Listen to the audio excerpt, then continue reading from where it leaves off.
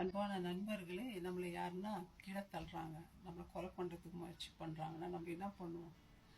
அவங்க கொஞ்சம் பண்ணால் நம்ம பெருசாக பண்ணிடுவோம். அதுதானுங்க உண்மை. ஆனால் வேதத்தில் இயேசு கிறிஸ்து அவருக்கு தெரியும் தான் கொலை செய்யப்பட போகிறோன்னு, காட்டி கொடுக்கப்பட போகிறாருன்னு தெரியும். யாரால? சொந்த நண்பனால. நண்பன் தன் நண்பனுக்காக உயிரையே கொடுப்பான்னு வேதம் சொல்லுது. சொந்த சகோதரனை காட்டிலும் நண்பர்கள் ரொம்ப நட்பா இருப்பாங்கன்னு வேதம் சொல்லுதுங்க. ஆண்டவர் யூதாஸ் காரியத்தை ரொம்ப நம்பினார். யூதாஸ் காரியத்தான் பணம் மூட்டி எப்பத்தாலும் வச்சுட்டு இருந்தவர். ரொம்ப பணத்தின் மேல ரொம்ப ஆசை வச்சு சொந்த நண்பனையே ஆண்டவரை காட்டி கொடுத்தாச்சு.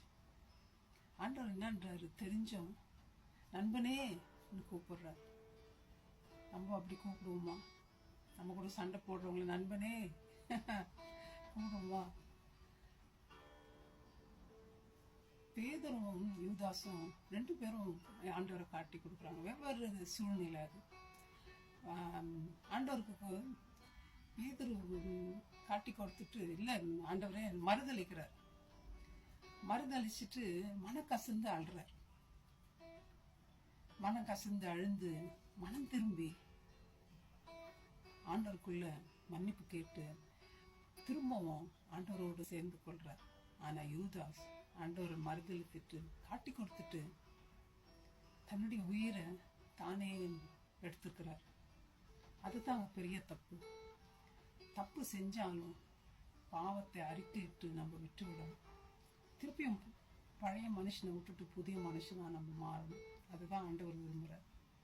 ஃப்ரெண்ட்ஸ், நீங்கள் எப்பேற்பட்ட பாவியாக இருந்தாலும் சரி, ஆண்டவர் விட்டு தூரம் போயிருந்தாலும் சரி, ஆண்டவரை நீங்கள் கெட்டமாக வேற ஏதாவது பேசியிருந்தாலும் சரி, ஆண்டவர் என்னைக்கும் உங்களை மன்னித்து நண்பனாக உங்களை ஏற்றுக்க தயாராக இருக்கார்.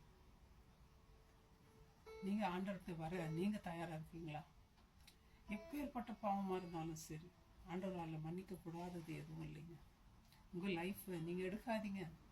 நமக்கு அதிகாரம் கிடையாது.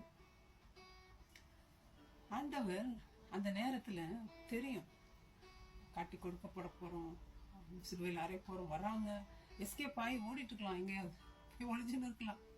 ஆனால் ஃப்ரெண்ட்ஸ், ஆண்டவர் நம்மளை நண்பராக தெரிஞ்சு கொண்டார். அதனால தான் அவருடைய சொந்த வாழ்க்கையை நமக்காக உயிரை கொடுத்தார் சிலுவையில். அவர் மறந்து போல, ஓடி போல, என் பிள்ளைங்க கஷ்டப்படக்கூடாது, பாவத்திலேருந்து விடுதலை தரணும்னு தன் உயிரையே நமக்கு தியாகமாக கொடுத்தாருங்க. இந்த இயேசு உங்களுக்கு வேண்டாமா?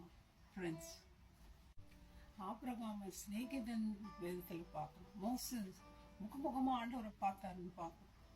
ஆண்டவருடைய பிள்ளைன்னு நமக்கு தெரியும். ஃப்ரெண்ட்ஸ், நம்ம ஆண்டவருடைய பிள்ளைன்னா அவர் சொல்றதெல்லாம் செய்யணும். நம்மளும் ஆண்டவர் ஃப்ரெண்ட்ஸ் தான். கவலைப்படாதீங்க. ஆண்டவர் பெரியவர், கடவுள் எல்லாம் தான் இருக்கு. ஆனாலும் அவ்வளவா நம்மளை நேசிக்கிறார். நம்ம ஃப்ரெண்டுக்கிட்ட எல்லாம் சொல்லுவோமா? அவர்கிட்ட போவோமா? அவர் நம்மளை கடைசி மட்டும் காப்பாற்றுவார். நம்மளோடு இருந்து நமக்கு உதவி செய்வார். எந்த கஷ்டமா இருந்தாலும் நம்ம கண்டிப்பா நம்மளை அதுல இருந்து விடுதலை ஆக்குவார். வாங்க போலாம் ஏசப்பா கிட்ட. ட்ரை பண்ணுங்க. God bless you, my friends. Thank you. Bye-bye.